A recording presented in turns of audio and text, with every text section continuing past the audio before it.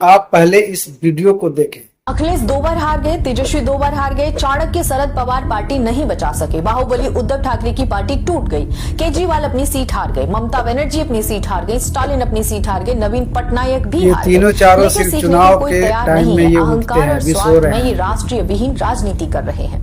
यह ट्वीट है आशुतोष जी, जो कि एक राजनीतिक विश्लेषक हैं और हमें दिखता भी है।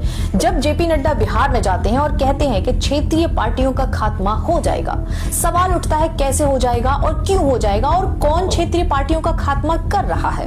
दरअसल यह गोलवालकर के विचारों का भारत तैयार किया जा रहा है। गोलवालकर कहते थे कि देश के अंदर यूनिटरी व्यवस्था होनी चाहिए, one leader, one government, one parliament. Golwalkar की आइडियोलॉजी है। तमाम राज्यों की सरकारों की आवश्यकता ही नहीं है, राज्यों की विधानसभा की आवश्यकता ही नहीं है, सिर्फ देश में एक ही संसद होनी चाहिए। यह बीजेपी के वैचारिक गुरु थे, जिनके पद चिन्हों की ओर भारत तेजी से बढ़ रहा है।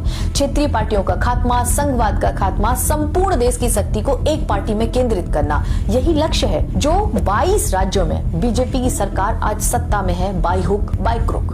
भारत गोलवालकर के विचारों की तरफ, गोलवालकर के लक्ष्यों की तरफ तेजी से बढ़ते हुए नजर आ रहा है। जेपी नड्डा बिहार में बोल चुके हैं कि क्षेत्रीय पार्टियां खत्म हो रही हैं। क्या यह सच है कि अब भारत जो अब तक संघवाद से चलता था, उसकी ताकत सिकुड़ रही है और उसकी ताकत सिकुड़ कर एक पार्टी में समाहित हो रही है? क्या भारत की जो विपक्षी पार्टियां हैं, क्या जो राज्यों में विपक्षी पार्टियां हैं, वो इसे सिमटने से बचा सकेंगी या फिर अब बात उनके हाथ से बाहर निकल चुकी?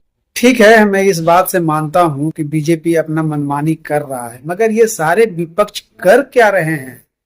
विपक्ष का आखिर काम क्या है?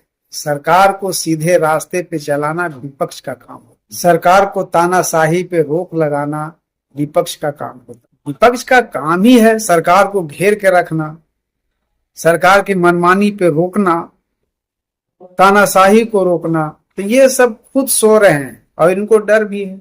अब चड्डा जी हैं, बेचारे अपना थोड़ा सा बोलकर अपना रेट बढ़ा लिए और सही दाम मिल गया, ज्वाइन कर लिए।